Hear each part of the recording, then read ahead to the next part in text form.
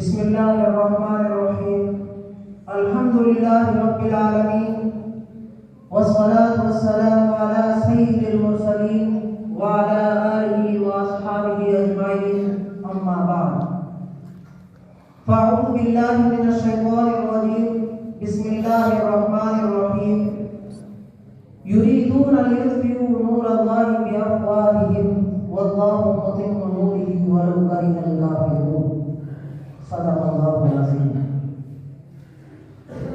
حضرات مہمان اعظام، علماء ذی وقار، اساتذہ کرام اور میرے عزیز ساتھیوں، آج میرا موضوع سخن ہندوستان کے مسلمانوں کے حالات ہے۔ موضوع طویل ہے اور دل خراش بھی ہے۔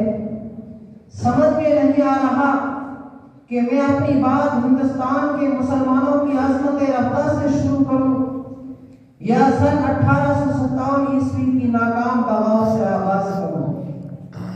ایک طرف تو ہندوستانی مسلمانوں کا شاندار ماضی ہے تو دوسری طرف المناک اور غیر واضح مستقبل ہے۔ یوں تو مسلمانوں کی تاریخ مشکلات و مسائل، ابتلا و آزمائش کی داستانوں سے لبریز ہے۔ مسلمانوں کے خلاف ہر دور اور ہر زمانے میں مخالفت و معاندت کی آندیاں چلی، نفرت و عداوت کے طوفان آئے، فتنہ و فساد کا سیلاب آیا، مگر اس حق پرست جانباز قوم نے ان سب کا رخ ہمیشہ دشمنوں کی طرف موڑ دیا۔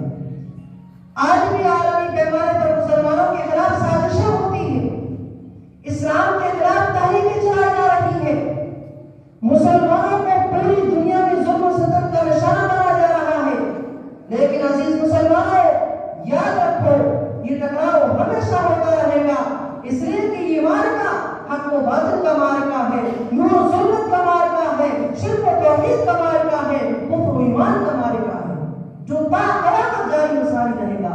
لیکن عزیز مسلمانوں، جو شدت ہندوستان میں نظر آ رہی ہے وہ کہیں اور نظر نہیں آتی۔ یہاں مسلمانوں کے خلاف نفرت و عداوت، ظلم و ستم، مذاق و حرام کا سلسلہ آزادی کے بعد ہی سے جاری ہے۔ جن مسلمانوں نے تحریک آزادی میں اپنے لہو سے مادر وطن کی پیاس بجھائی تھی، جن مسلمانوں نے جیل کی تاریخ کوٹریوں پر، پھانسی کے پھندے پر آزادی کا نعرہ بلند کیا تھا، جن مسلمانوں نے اس ہندوستان کو اتحاد اتفاق کا چمن لگایا تھا، جن مسلمانوں نے اس ہندوستان میں ہندو مسلم ایکتا کا چراغ روشن کیا تھا، آج انہیں کو غدار کہا جاتا ہے، دیش کا دشمن کہا جاتا ہے، ان کو فسادات کی آگ میں جھونکا جاتا ہے۔ مسلمانوں، یہ مٹھی پر فرقہ پرست تمہارے دین کو ختم کرنے کی باتیں کرتے ہیں اور تمہیں پاکستان بھیجنے کی باتیں کرتے ہیں۔ ذرا ان کو بتا دو کہ یہاں کے چپے چپے پر تمہاری پریشانیوں کے نشان ہے، یہاں کے پتے پتے پر تمہارے قدروں کے نشان ہے۔ مسلمانوں، یہ ملک تمہارا ہے، یہ دیش تمہارا ہے، اسی کی خاک سے تم اٹھے ہو۔ لیکن عزیز مسلمانوں، جو کچھ مسلمانوں کے خلاف ہو رہا ہے، ان کے خلاف مخالفت کی جو آندیاں چل رہی ہے، فتنہ و فساد کا جو سیلاب آ رہا ہے، یہ اصول اور قانون کے خلاف نہیں ہے، یہ اصول اور قانون کے خلاف نہیں ہے، یہ اس فطرت کی وجہ سے ہے جس کے بارے میں قرآن کہتا ہے یریدون لیطفئوا نور اللہ بافواہہم واللہ متم نورہ ولو کرہ الکافرون۔ عزیز ساتھیوں، یہ تو تصویر کا ایک رخ تھا۔